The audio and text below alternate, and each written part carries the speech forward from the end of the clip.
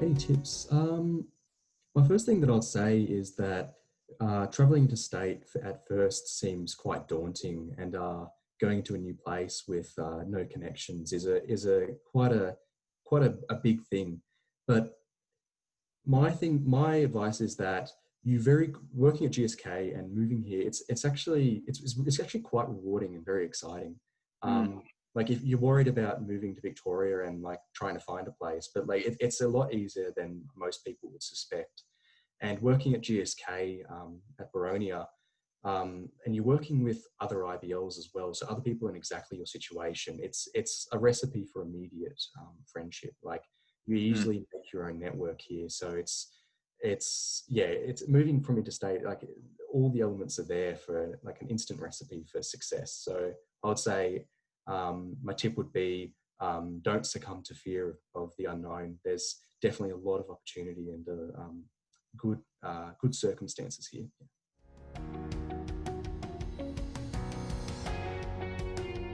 Okay, well, uni was an experience for me. I'm only just finished my second year, but I'm not in any way a HD or D, barely a C student. So I can't say I have too many, like, it's not like I'm sitting in my role and I'm thinking, oh, what have I read in my textbook that I can put down in my work?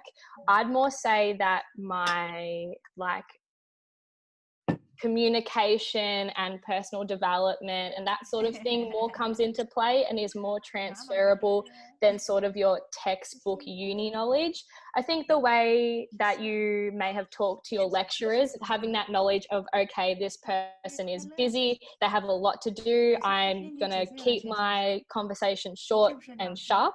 That sort of knowledge, being in that environment, is quite good as a transferable skill. But I wouldn't say so much like my lab skills or my textbook knowledge. That stuff for me personally in my role hasn't really ever had that opportunity to come across, and I'm not too angry about that at all. Thank you so much. Fantastic. And I think that's a good sort of reason as to why we don't look at your grades and why we don't sort of care about your resume or what uni you went to, because it is the core skills that help you to excel, and Renee's the perfect. So GSK actually wasn't my first full-time job, but I can still speak from experience. And I think everyone will tell you this, the first 3 months are hard. Like, I'm not going to lie, you're learning a whole lot. You are not used to having to be in an office from 9 until 5. You're used to going to uni and like half-heartedly paying attention to a lecture, or like maybe showing up if you really feel like it, but you don't have to. And then you go into an office where you feel like you need to be on for 8 hours. And in my very first job, I remember it being such a shock to the system that I honestly think I went to bed by like 8 p.m. Every day for about 2.5, 3 months. And everyone in the company told me the same thing. You do get used to it. And then 3 months passed and I was like, this is life, and this is how it goes. You manage to figure out how to balance everything. So I work, and at the moment, like, working from home makes it a lot easier. I do my work, I fit in the things that I want to do afterwards. If I want to go out for drinks after work with my friends, I'm not too tired, I can make the time for that. And this sounds probably really silly, but you just find a way to do it. It is somewhat a difficult transition, but I think if you really like your job, you can make it work, and you go through a few months of tiredness. And then after that, this is your life from now on. You enjoy it, and you kind of just work everything else around it. But I don't go in with the attitude that it's going to be super daunting or it's going to be really hard. I think the thing that I used to tell myself is that everyone else has done this before me. People work for 40 years. I will figure out how to do it. And like, I'm not going to lie, I had plenty of people in my first job tell me, like, I don't have kids. It's not, it'll be fine. Like, you'll kind of just learn to do it. Awesome. Thanks for that. Awesome. Yeah, I'm happy to let some of the others answer as well, because it's a good question. Lauren? Yeah, I'm actually going to come from a little bit of a different thought here. I prefer it. I love working. Compared to uni, I don't know, you guys might be different, but in Dunedin, I studied a lot. And maybe I studied too much, but I would be studying. I'd be at the library most of the day. I'd come home for dinner, and then I'd be studying again after dinner. And even on the weekends, I'd feel a bit guilty. Like I always had to be studying. There was always assignments for me to do. I always had to do it. And then coming into work, especially at GSK, we've got a really good work-life balance, and you are expected to, be working during the normal hours. After that's done, your work is done, and you've got the evening to yourself, and you really do take that time off. So yeah, I actually really I feel like I have a lot more balance in my life working at GSK rather than that. So yeah, good for me. I'm very similar to you. I'll touch on it in a sec, but I'll just double check that. Is Connor, are you still here? I don't think he is, but that's cool. All right, we'll jump to Renee.